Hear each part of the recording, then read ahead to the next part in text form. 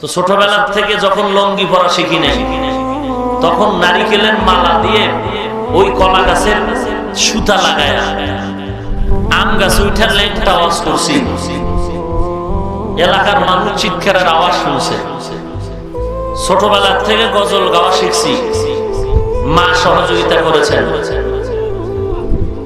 ওই সময় বিভিন্ন আরেকটু বড় হলাম, তখন আলেম ওলামাদের ওয়াজে যাইতাম।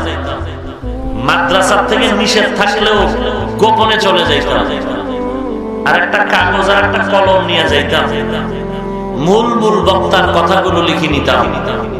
সেই 15 বছর আগের বক্তার লেখা অংশর কাগজ এখনো আমার বাসায় আছে, এগুলো লিখে রাখতাম।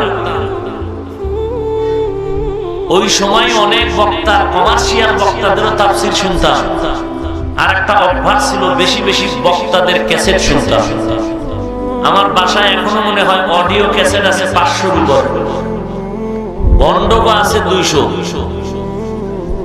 কারণ ভন্ডরা কোন জায়গায় অপব্যাখ্যা করে এগুলো জানতে হবে, এরপর ঔষধ দিতে হবে।